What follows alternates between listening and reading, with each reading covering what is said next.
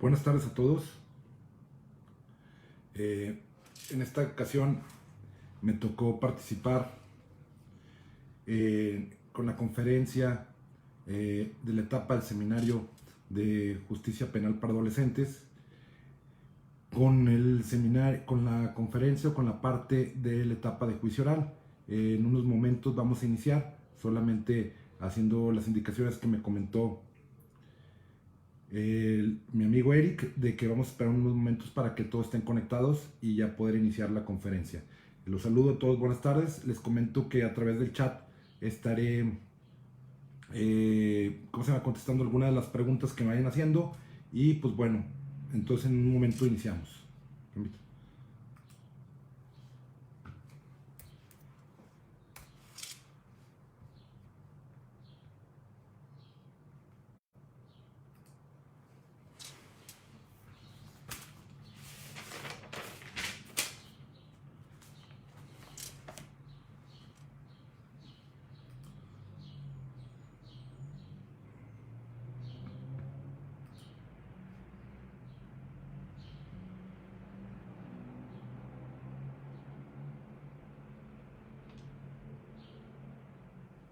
Bueno, me imagino que ya hay 74 personas conectadas, más lo que están compartiendo ahorita en todas las redes.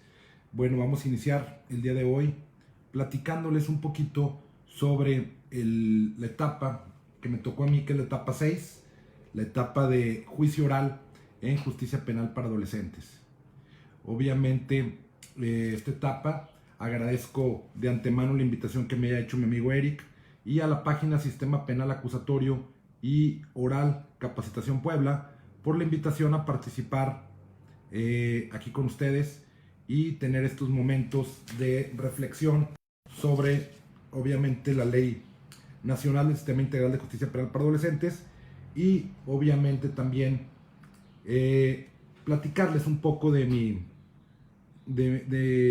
experiencia en esta materia y, obviamente, para terminar con este curso que están haciendo de seminario de actualización y capacitación en materia de justicia penal para adolescentes. Bueno, como ustedes saben, la etapa de juicio oral nos refiere concretamente al artículo 118 de la Ley Nacional del Sistema Integral de Justicia Penal para Adolescentes, que las etapas del juicio oral de adolescentes sean las mismas del Código Nacional de Procedimientos Penales. Yo aquí siempre he establecido que ese artículo 118 nos queda algo chico, ¿no? Nos queda algo chico porque recordemos y tenemos que regresarnos a la primera parte de todo lo que estuvimos viendo en este curso. Pues obviamente la Ley Nacional del Sistema Integral de Justicia Penal para Adolescentes, publicada el día 16 de junio del 2016 y que entró en vigor el día 18 de junio del 2016, esta ley está dividida en 5 libros. Y obviamente en estos 5 libros que está dividida, pues entendemos que no solamente el procedimiento sería hasta la sentencia, sino que el procedimiento sería hasta la etapa de ejecución. Por eso cuando le refiero de que el artículo 118 de la Ley Nacional, que nos dice que será el procedimiento será exactamente el mismo en los pasos que tiene el Código Nacional, al legislador se le olvidó contemplar la etapa de ejecución, que la etapa de ejecución también es parte.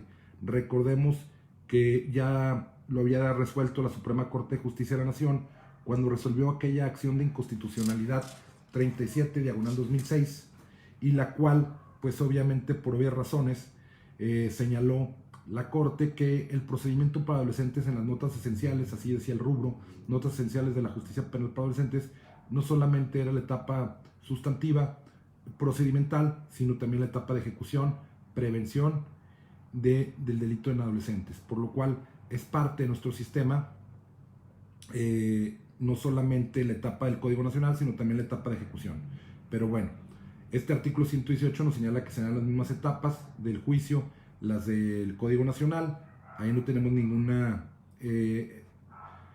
situación más que recordar que también se debe incluir la etapa de ejecución. Y bueno, entrando a nuestro tema, pues bueno, nosotros sabemos que la etapa de juicio oral, pues en la etapa de juicio oral tenemos lo que es la apertura, el desahogo de pruebas, los alegatos, el fallo de responsabilidad y obviamente la audiencia de individualización de medida y la audiencia de notificación de sentencia, que esta sí es totalmente diferente a la de los adultos. Esta tiene su propio marco normativo y tiene su propia distinción. Vamos a iniciar, como diría mi maestro Quintino, va desde el principio. Sabemos que el juez de control en la audiencia intermedia emite un auto de apertura a juicio oral. Este auto de apertura a juicio oral pues se lo van a turnar al tribunal de oralidad que tiene que cumplir lo que señala el 20 constitucional, que el juez que va a llevar el juicio oral no tenga conocimiento previo del asunto, es decir, no haya fungido como juez de control, y en caso de que haya una medida de internamiento tampoco haya fungido como juez de ejecución. Aquí vale la pena acotar una situación. Recordemos que cuando el juez de control impone una medida cautelar de internamiento, automáticamente tendría que darle vista al juez de ejecución para que hiciera un plan individual de actividades. Este plan individual de actividades no es una sentencia previa, no es una situación, sino lo importante es que es un plan restitutivo de derechos del adolescente que está en la medida de internamiento, y el juez de ejecución pues obviamente elaborará y aprobará el plan de actividades que va a realizar el menor. ¿Por qué hablo que es un plan restitutivo de derechos? Esto es importante establecer, porque vamos a suponer que el adolescente que se le dicta un auto de vinculación con medida cautelar de internamiento resulta que trae un problema de adicciones. No tendríamos que esperarnos hasta el dictado de la sentencia para que el joven reciba un tratamiento a las adicciones, sino que recordemos aquello que nos dice el artículo 1 de la Constitución, que toda autoridad en ejercicio de sus funciones debe preservar, garantizar y promover los derechos humanos, y el derecho a la salud del adolescente es prioritario. Entonces, en esta situación, desde que está en la medida de internamiento, se le hará un plan restitutivo a efecto de que pueda recobrar su derecho a la salud. Entonces, es aquí donde activa o entra en función el juez de ejecución, por lo cual el que va a conocer de la autoapertura y que va a llevar a cabo la etapa de juicio será el tribunal de oralidad, y sería un juez que no haya fungido ni como juez de ejecución ni como juez de control en la primera parte del procedimiento. Entonces este nuevo juez, para cumplir lo que señala el 20 constitucional, tendrá a su vez que se le conoce la autoapertura, notificar a las partes, señalar fecha para la audiencia de debate de juicio oral. En la audiencia de debate de juicio oral, pues como ustedes lo saben y ya lo han visto, y me imagino que ya todos sabemos, pues obviamente se comprueba en la primera parte de la audiencia que se encuentren presentes todas y cada una de las partes.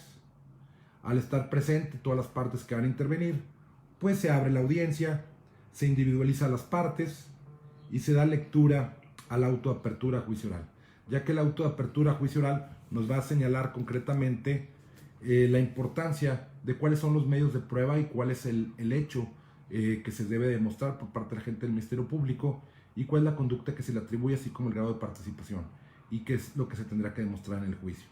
Una vez dado lectura a la autoapertura a juicio oral, se les concede el uso de la voz a las partes para realizar un alegato de apertura. Alegato de apertura que muchos autores, como ustedes bien también lo conocen, pues habla de la autoridad del caso, que digan cuál es su autoridad del caso y qué es lo que van a probar con los medios de prueba que hayan sido ofertados en la audiencia intermedia, admitidos, y obviamente en esta audiencia serán desahogados, iniciando con los de la gente del Ministerio Público y posteriormente los de la defensa. Después del alegato de apertura, pues obviamente pasamos a desahogar los medios de prueba, iniciando por los de la gente del Ministerio Público, posteriormente los de la defensa. Concluido esta parte de los medios de prueba, si se puede en la misma audiencia, y si no, pues obviamente tendrían que haber audiencias audiencia para de continuación del debate. Y una vez esto, pues vamos a una alegación donde las partes manifiesten si han demostrado o si no se ha demostrado concretamente esta situación particular de referente a lo que lograron demostrar en el juicio. Una vez cerrado el debate, el juez deliberará y determinará si se acreditó o no la responsabilidad del adolescente sujeto en el juicio. Hasta ahí es muy similar a un juicio de adultos. Aquí valdría la pena destacar varias particularidades de esta generalidad que estamos hablando. Pues la primera sería las pruebas y las características esenciales del adolescente. En primer lugar, es muy importante la etapa intermedia para darle vigencia al juicio oral en materia de adolescentes. Y debemos verdaderamente entender que en la etapa intermedia se debe depurar la prueba. Verdaderamente aquellos medios de prueba que son necesarios y esenciales para poder demostrar la existencia del delito. Es importante esta situación para evitar juicios largos. Yo recuerdo, su servidor, antes de ser magistrado, pues fui casi 10 años juez, y en este tiempo pues me tocó algunos juicios orales, más bien bastantes, y me tocó un juicio oral que me llamó mucho la atención. Era un juicio oral que tenía 26 medios de prueba. Y obviamente era una conducta pues que no necesitaba tantos medios de prueba. Era una conducta de violación. Y cuando pregunto, me dice mi secretario, pues tenemos juicio, nos acaba de llegar un auto de apertura y resulta que es violación y trae 26 medios de prueba.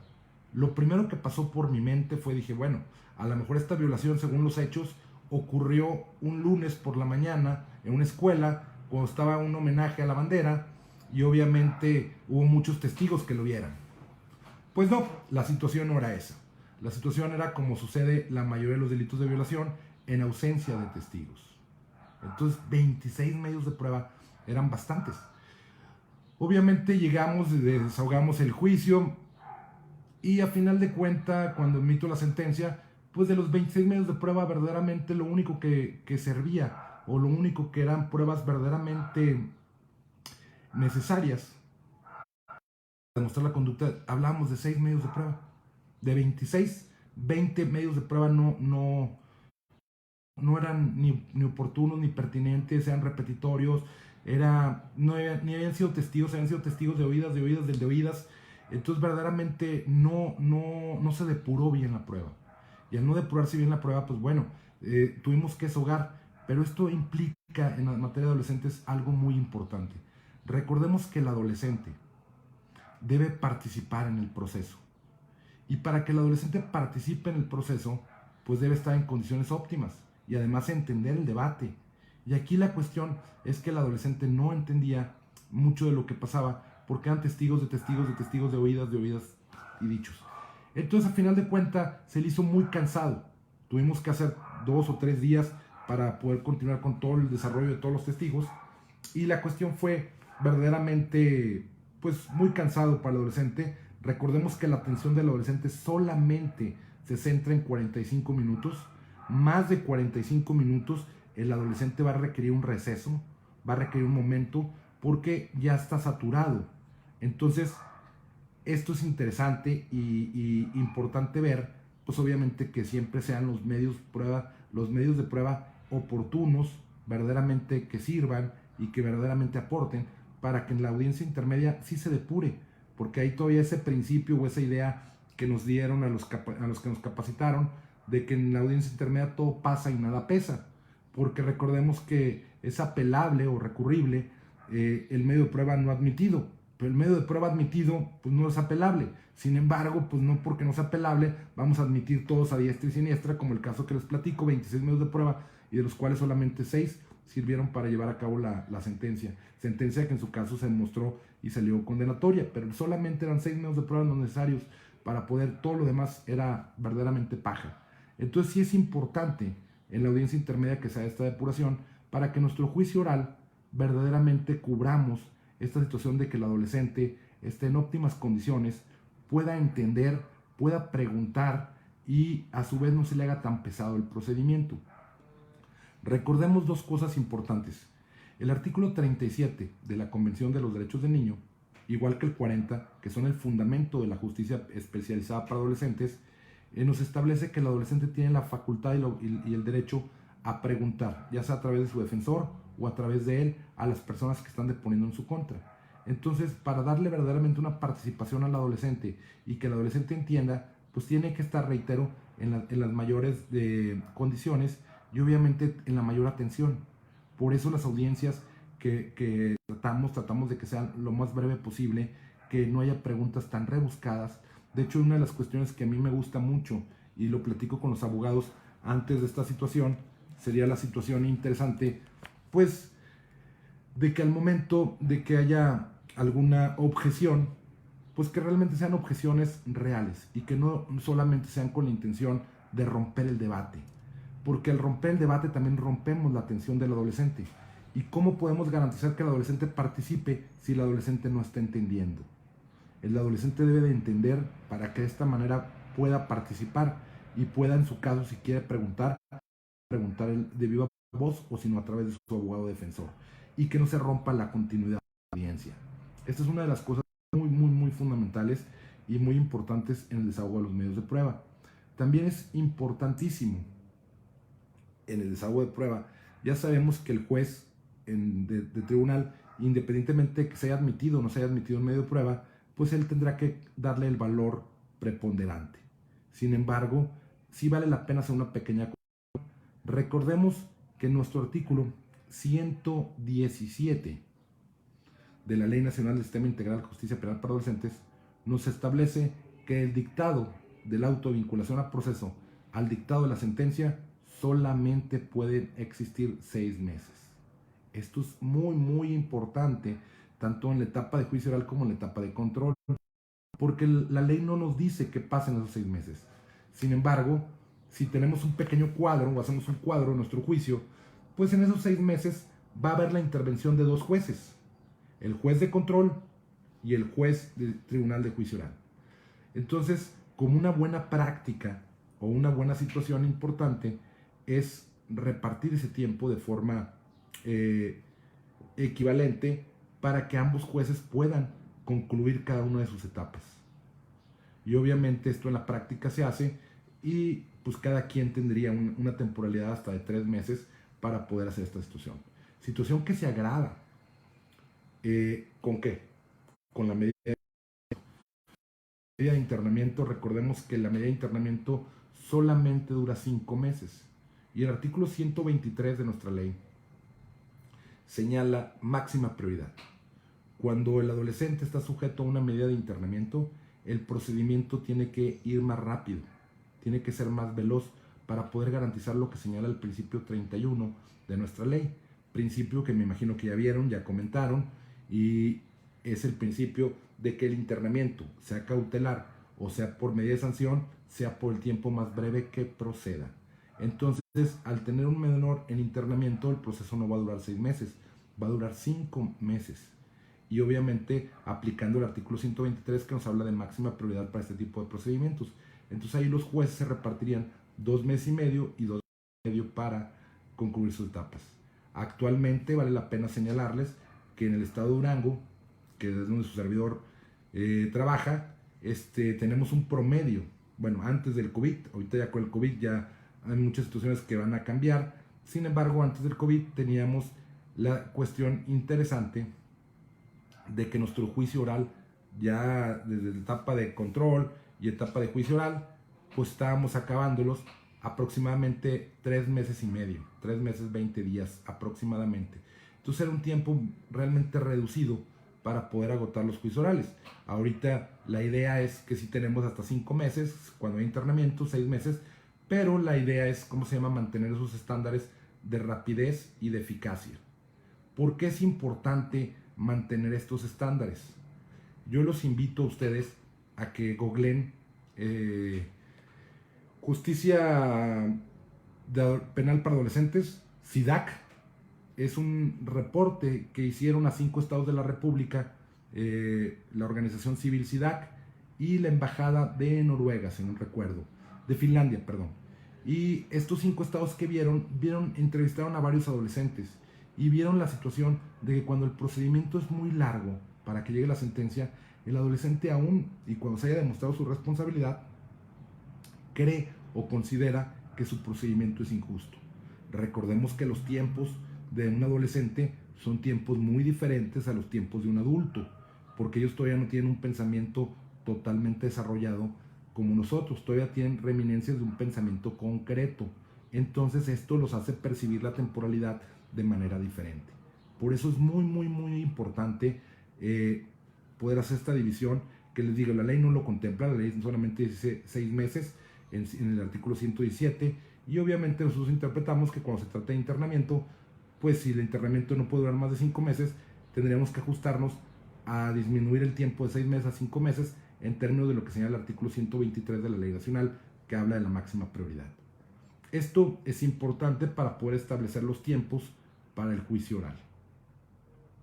Y obviamente tiempos de que el juez de juicio oral tendrá que resolver y desahogar el juicio lo más rápido posible. Por eso también insisto, los medios de prueba deben ser idóneos y pertinentes. Es importante destacar que ya una vez admitidos, el juez no los puede desechar. Sin embargo, el juez les va a atribuir el valor, porque hay libre valoración de la prueba, a cada medio de prueba que sea pertinente. A mí me ha tocado, fíjense, hablando de los medios de prueba pertinentes, hay medios de prueba que en nuestra materia y por la temporalidad sería que se tomaran como prueba irreproducible. Concretamente los estudios psicológicos. Un estudio psicológico, según lo establecen los propios psicólogos y los propios test que le practican, no se puede practicar hasta después de 6 meses. Imagínense si en la etapa de investigación ya judicializada le hacen una prueba psicológica, pues la defensa no podría volver a practicar una prueba al adolescente hasta después de que pasen 6 meses. ¿Y esto qué implicaría? Pues que a lo mejor ya está extemporáneo con la temporalidad que tiene nuestro proceso. Por lo cual también tendríamos que atender a que si se va a llevar una prueba psicológica, se le dé vista a las partes para efecto de ¿qué? Para efecto de que la defensa también lleve a su psicólogo, se practique de forma conjunta o al mismo psicólogo le haga las preguntas necesarias que él requiere para la defensa y de esta manera se cumpla con el principio de contradicción. Aquí me señalaban una pregunta que vi rápidamente que me decía que qué pasa si se agotan los 5 meses en la medida cautelar. Pues si se agotan los 5 meses en la medida cautelar, la propia ley nos señala que la medida debe de ser modificada y debe ser modificada por una medida menos lesiva.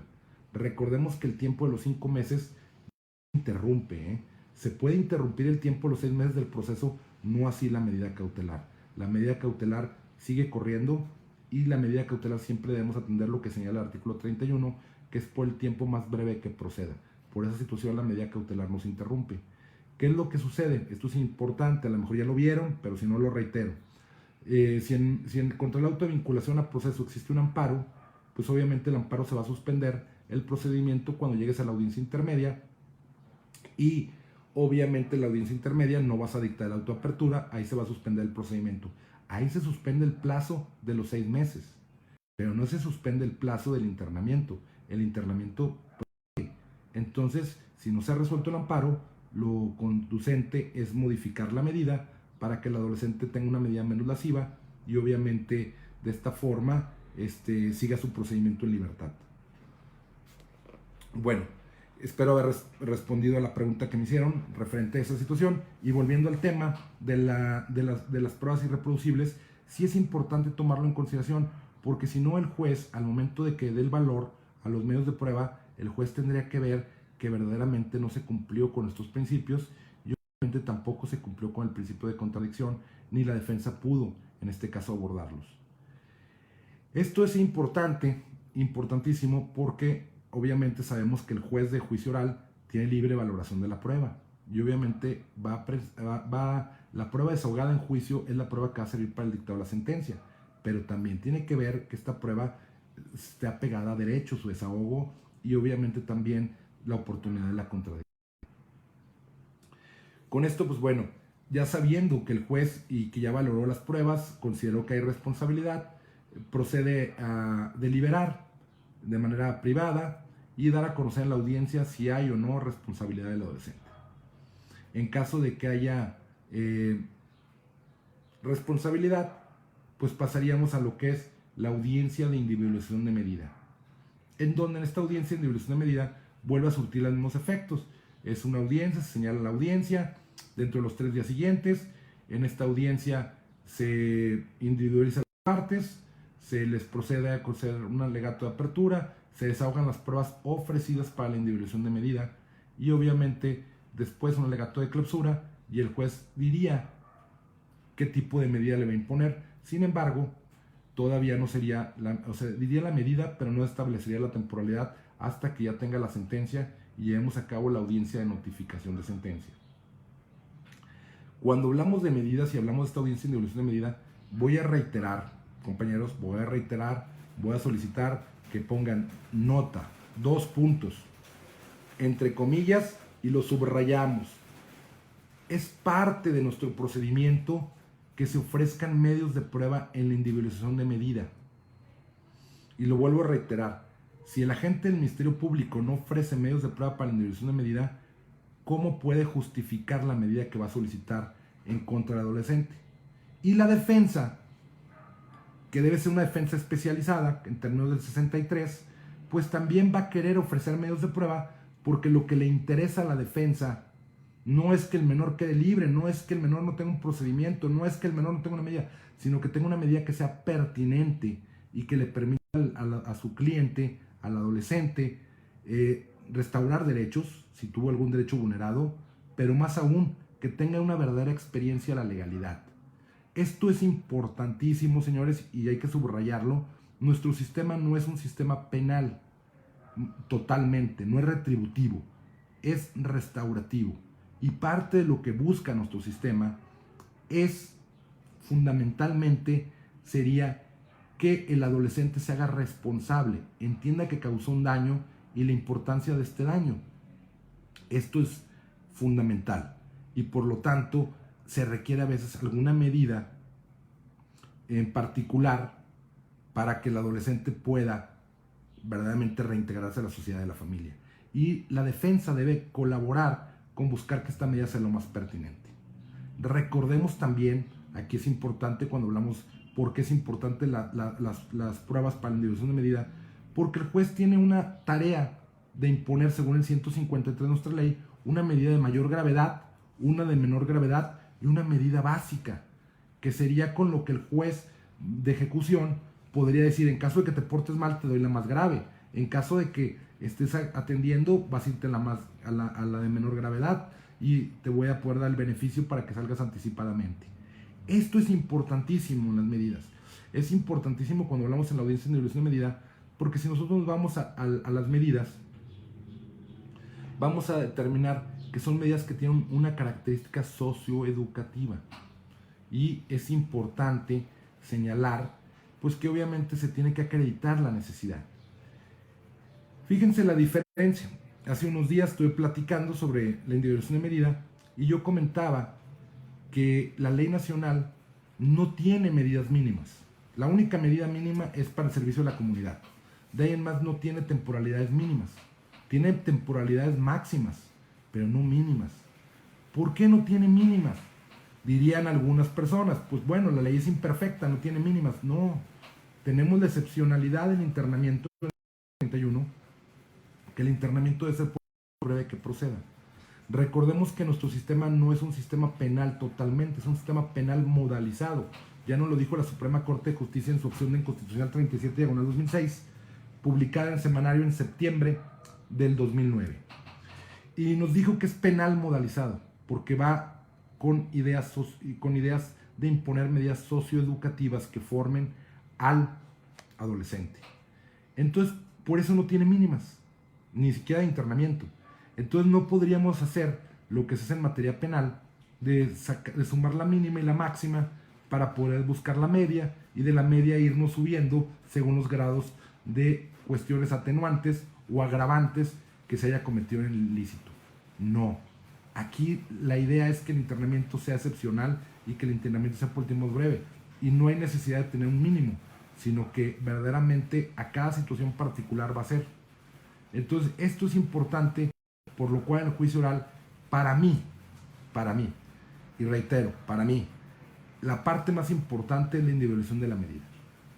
Porque yo creo que acreditar la responsabilidad, acreditar la existencia de la conducta, es un sistema penal. Pero ¿qué medida le voy a dar al joven? ¿Qué medida le va a servir al adolescente para verdaderamente reingresar a su familia y regresar a la sociedad y no volver a cometer una conducta delictiva? Entonces, para mí, lo más importante es esta audiencia de individualización de medida. Una vez desahogada la audiencia, pues el juez ya tendría los elementos en base a los medios de prueba, pues para considerar cuál es la de mayor gravedad y la de menor gravedad. Casi siempre, cuando hay un tratamiento de drogas, nosotros tenemos un acuerdo con el Centro de Integración Juvenil, y en los cuales son peritos y nos hacen referencia sobre el tipo de tratamiento que requiera el adolescente. Y nos va a decir en el momento de interrogarlo en la audiencia de individualización, ya como saben, toda la oralidad se responde, oye, ¿usted presentó un dictamen? Sí. ¿Y este dictamen cuánto tiempo es el que considera usted para el adolescente? Bueno, en base a que el adolescente es consumidor de marihuana, policonsumidor o múltiple consumidor y tiene un grado que consume desde tal edad, bueno, lo que recomendamos es un tratamiento no menor a 1 año y no mayor a 2. Entonces ya tenemos la de mayor gravedad y ya tenemos la de menor gravedad. Ok, ¿y este tratamiento cómo sería? No, pues que sería de ambulatorio.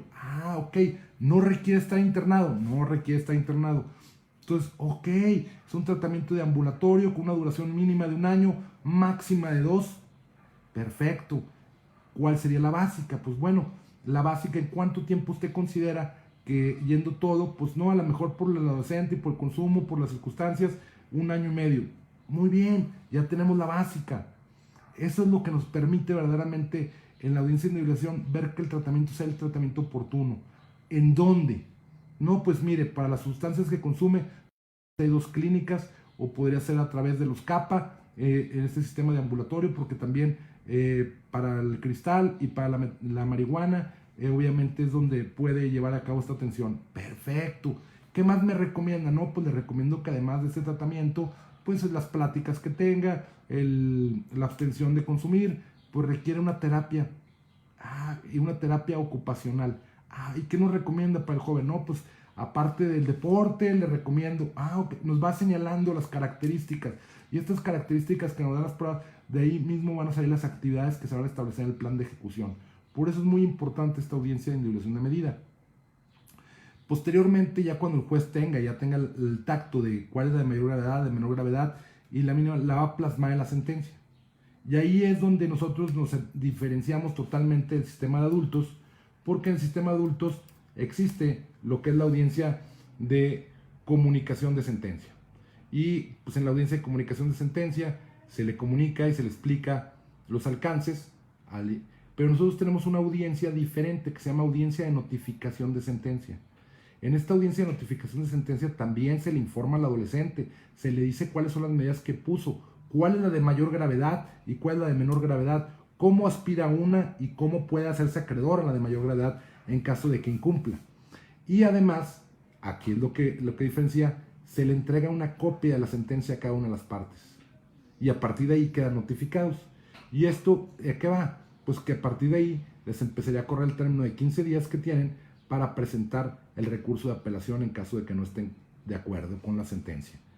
Esto es importante porque en adultos solamente se da y se puede mandar notificar personalmente, pero con nosotros se tiene que dar en la audiencia la explicación por la importancia que tiene de que el adolescente entienda que si no cumple se puede hacer acreedor a una medida mayor, pero si cumple anticipadamente y le echa ganas al proyecto y demuestra su responsabilidad, puede hacerse acreedor a una de menor gravedad y con lo cual podría salir anticipadamente.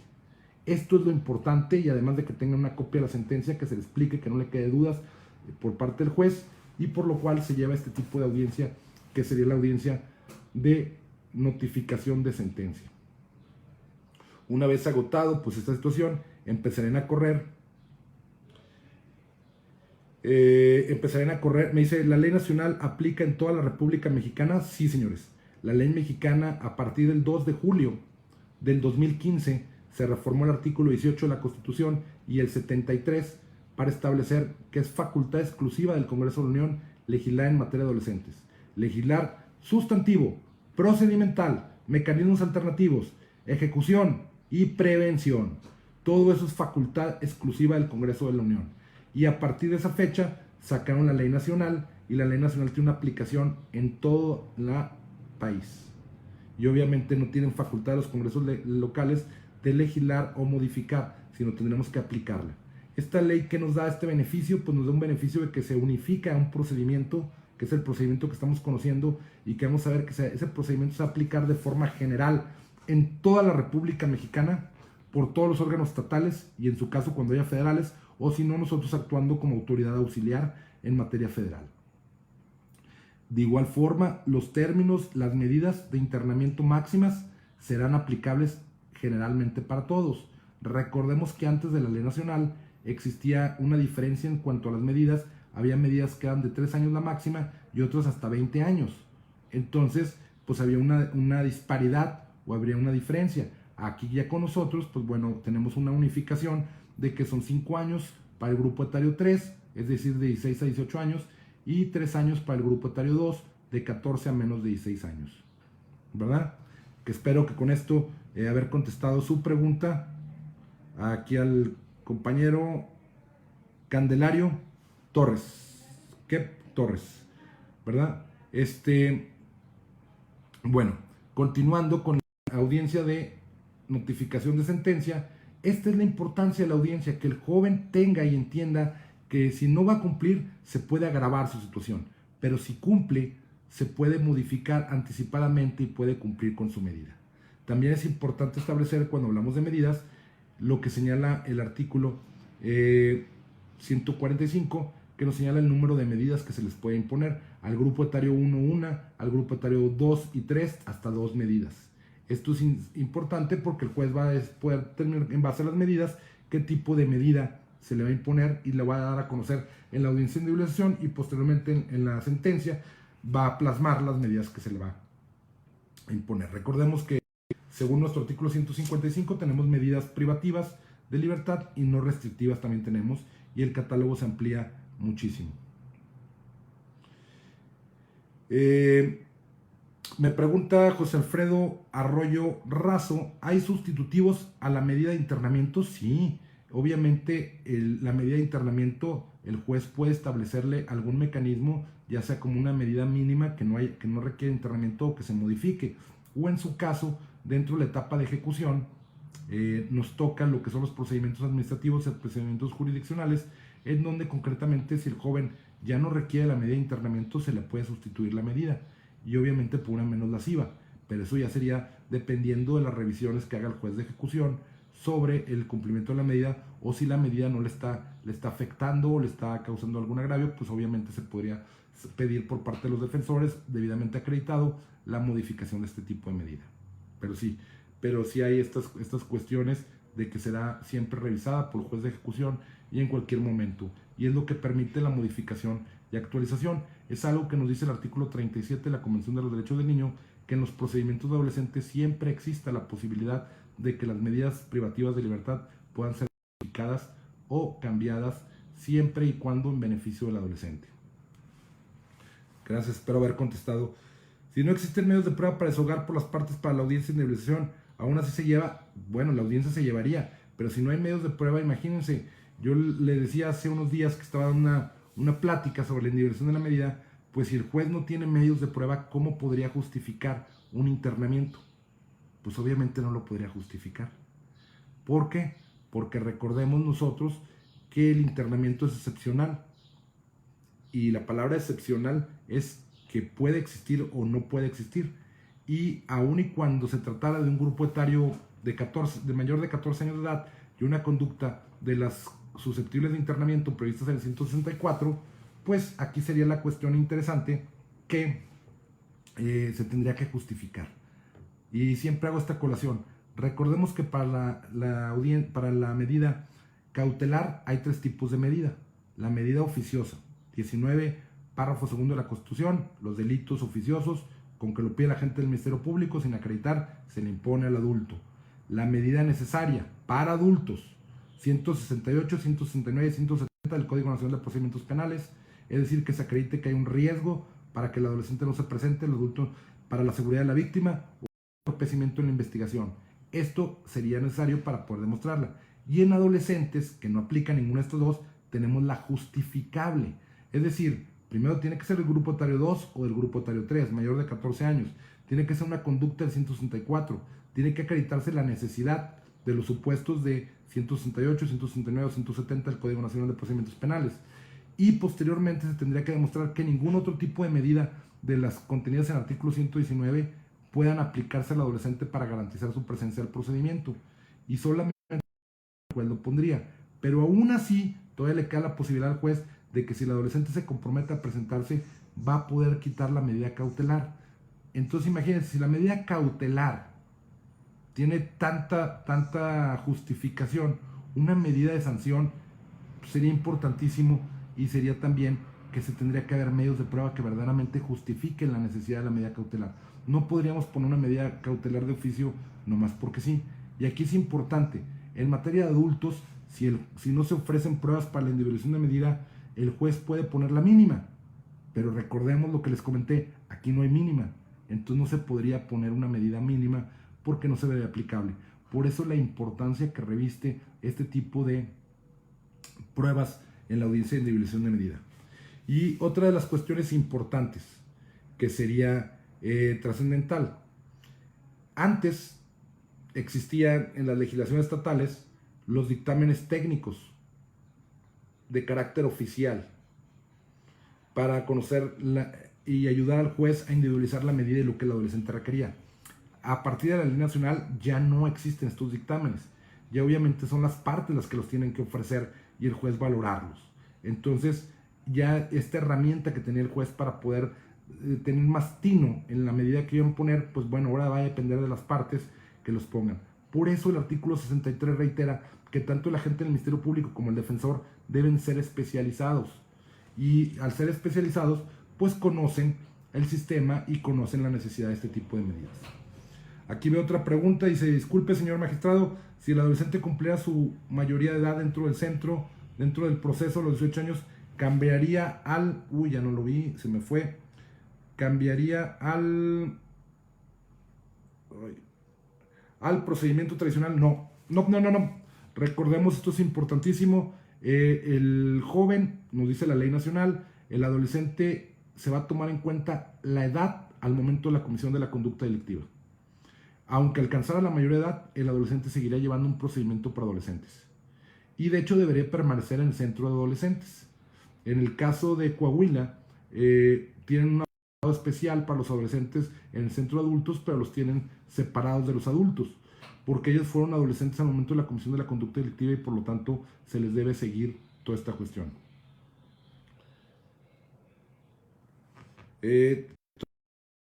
Pero se me están pasando muy rápido. Si quieren, ahorita al final empiezo a regresarme para irlas viendo cada una de ellas. Me gustaría responder todas y cada una de sus preguntas. Si no, como quiera, quedo a sus órdenes. Y déjenme les digo, porque se me olvida, mi correo es Alex R de Ramón, F de Fuentes, @yahoo.com. Se lo reitero, Alex R de Ramón, F de Fuentes, @yahoo.com. Y con mucho gusto, si en algún momento se me pasó alguna pregunta o algo que no pude, con mucho gusto se las puedo responder vía correo electrónico, sus órdenes. Pero vamos a continuar con nuestra charla y ahorita al final me regresaré para poder ver aquí con la pantalla para tratar de ir respondiendo cada una de las preguntas que van haciendo. Pero sí me gustaría destacar algunas otras cosas del juicio oral de adolescentes, que es la etapa que nos toca, y me comentaron también que tenía que platicarles algo de los recursos.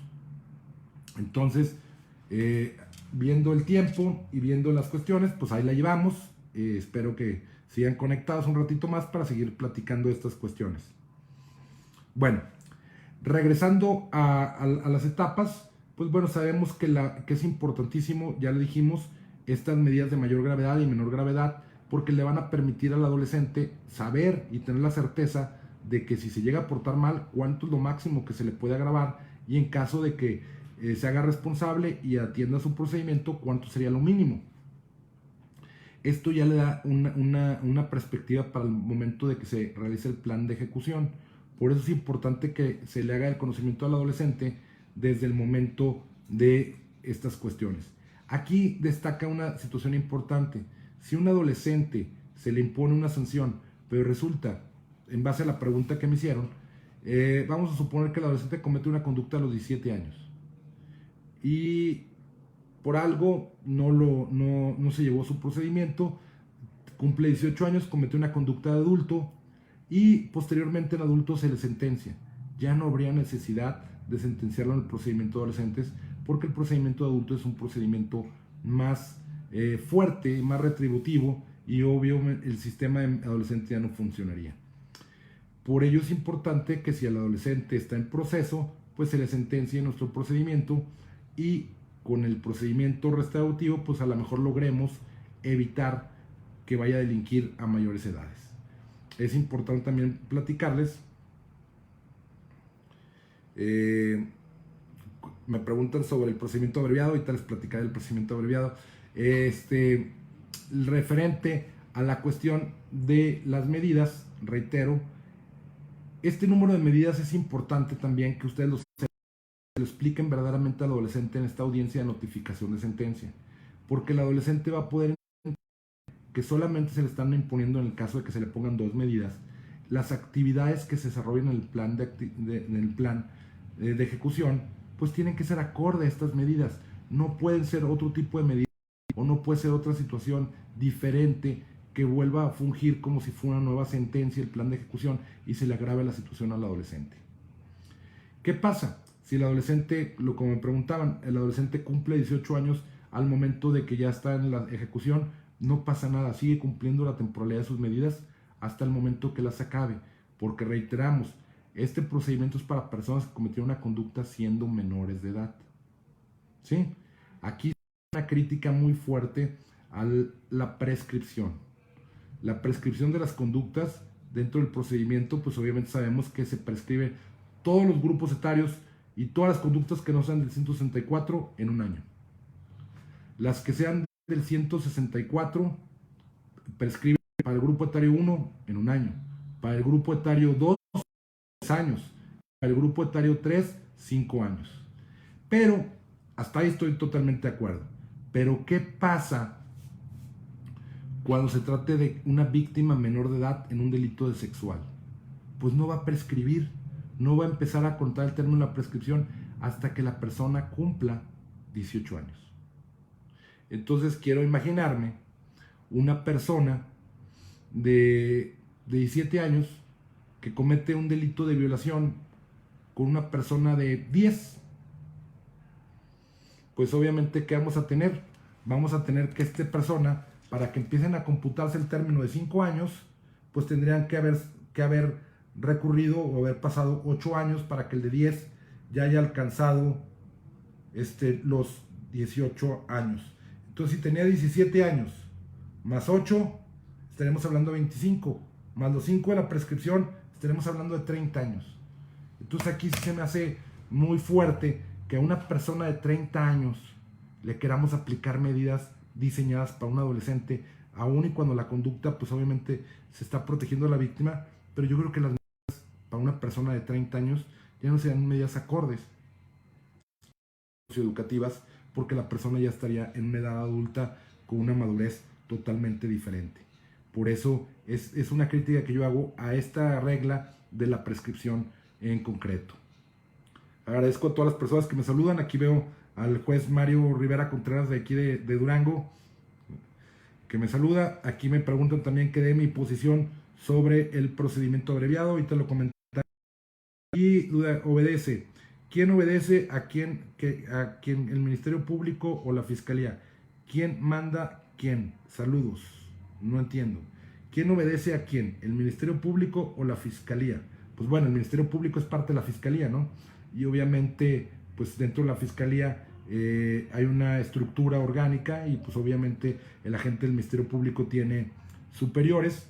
Sin embargo, pues en materia de justicia para adolescentes, los expertos serían los ministerios públicos especializados y obviamente serían los que a su vez tendrían que sujetar el procedimiento y que llevarlos y qué situación. Sin embargo, pues bueno, tendría que darle a informar a sus superiores jerárquicos qué es lo que está haciendo y por qué no. Una duda, ¿quién obedece? Es lo mismo, ¿quién la misma? Espero haber contestado su pregunta. Si una persona comete el delito siendo menor, la conducta se reitera hasta que él ya cumplió mayoría de edad. ¿Ante quién? O sea, quiero entender que es un delito continuado, ¿sí? O reiterado. O sea, si la persona participa en un secuestro y resulta que en el secuestro pues desaparece la víctima, tenía 17 años y aparece el cuerpo de la víctima cuando ya tenía el 18, un año después, pues obviamente a él se le juzgará como mayor le beneficie, que sería como adolescente. Recordemos un caso muy importante sobre la edad que resolvió la Suprema Corte de Justicia de la Nación, de un joven que participó precisamente en un secuestro en la ciudad de Nuevo León, en el estado de Nuevo León. Y secuestro y resulta que el joven, vamos a suponer, el día de ayer, participa el joven y el día de ayer cumplía años. Su acta de nacimiento decía que nació a las 20 horas y el delito lo comete a las 14 horas. Es decir, todavía se le aplicaba lo que más le beneficiaba y lo que más le... Y, perdón, tuve un problema ahí en la conexión, pero creo que ya quedó arreglado. Les comentaba, entonces es de momento a momento y la Corte consideró que era más importante y más aplicable el procedimiento de adolescentes porque más le beneficiaba, y obvio, yo creo que le beneficiaba mucho, porque estamos hablando del delito de secuestro, tendría una penalidad o una temporalidad de una medida restrictiva de libertad de 5 años, y en el caso de los adultos, pues, ya otra vez se volvió a solucionar la conexión, como que está batallando un poquito la conexión, ahí les pido una disculpa, no es atribuible a su servidor. Si el menor no fue detenido cuando cometió el delito, pero lo detienen 3 años después, ya a los 20, ¿quién sería? Sería la misma regla, señores. La misma regla se aplicaría al momento de la comisión de la conducta delictiva. Si al momento de la comisión de la conducta delictiva era menor de edad, se le aplicará la ley de justicia penal para adolescentes. Si es adulto, pues se le aplica el Código Nacional de Procedimientos Penales. Pero siempre que la persona sea menor de edad, al momento de la comisión de la conducta y no haya prescrito por las reglas que ya les platiqué, se le aplicará esta legislación nacional del Sistema Integral de Justicia Penal para Adolescentes. Que se congeló, se cortó, pues estamos arreglando esa situación, ya espero que ya estemos bien, aquí los veo en vivo, nos bajaron un poco las personas que estaban conectadas, pero esperemos que ahorita se vayan sumando otra vez de nueva cuenta. Estoy viendo las preguntas. Bueno, me preguntan sobre el procedimiento abreviado. Fíjense, lo podemos abordar de diferentes maneras el procedimiento abreviado. La primera cuestión sería la regla que nos señala el artículo 37 de la Convención de los Derechos del Niño. La Convención de los Derechos del Niño señala 2 reglas en el 37. Y recordemos que los derechos humanos no son renunciables. No podemos renunciar a un derecho humano. Y la Convención de los Derechos del Niño establece 2 derechos para los niños. El primero establece la no autoincriminación. Genérico. Un adolescente no se puede autoincriminar. Segundo, el adolescente tiene el derecho a interrogar a los testigos, a los peritos y a las partes que depongan en su contra. No puede renunciar a ello. Tiene el derecho a hacerlo. Entonces, esto sería lo primero que veríamos del procedimiento abreviado. Si el procedimiento abreviado que señala el Código Nacional de Procedimientos Penales requiere que la persona reconozca el hecho, obviamente sería una autoincriminación por parte del adolescente. Y obviamente no podría renunciar a ese derecho. Segundo, tampoco puede renunciar a tener un juicio en donde se desahoguen pruebas, se desahoguen testigos y se les pueda interrogar. Eso en términos del 37. Eso sería lo fundamental. Segundo, podemos abordarlo también por la postura de los propios principios. Si nosotros tenemos medidas socioeducativas y es una justicia restaurativa, lo que queremos fundamentalmente es que el adolescente tenga esta experiencia de legalidad, pero no con una medida disminuida, sino que verdaderamente el tratamiento sea el tratamiento que él necesite. Entonces, aquí, ¿cómo se ofertaría? Es decir, te reduzco un tercio, te reduzco la mitad. No, pues no nos interesa que el adolescente quede en abstención de las drogas, nos interesa que el adolescente no vuelva a recobre su salud. Por lo tal, pues obviamente las medidas sean diferentes. Sin embargo, también tenemos una problemática. Al no tener medidas mínimas, pues ¿cómo estaríamos hablando de cuánto sería de la media para tomar en consideración? Esos serían los 2 abordajes. Y el tercero, el más importante de todos. En base a los principios de nuestro sistema, existe lo que es la aplicación favorable, que dicen que cuando un adulto tiene un derecho, el adolescente también debe tener este derecho. Sin embargo, recordemos que el procedimiento abreviado no es un derecho, ya que la defensa y el menor no lo pueden solicitar, solamente que lo oferte el agente del Ministerio Público. Es una terminación anticipada del proceso, no es propiamente un derecho del imputado, sino que se lo tienen que ofertar, y el caso de que el agente del Ministerio Público no se lo quiera ofertar, pues no se lo puede dar. Pero hay una regla sacramental en el artículo 10.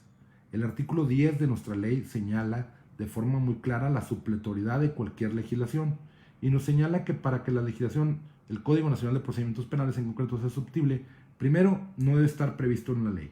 Y en efecto, en la ley no está previsto porque el artículo 82 nos señala cuáles son los mecanismos alternativos y nos señala la suspensión condicional del proceso, los acuerdos reparatorios y el acuerdo de reparación de daño. Estas serían las únicas tres salidas que señala, no señala el abreviado.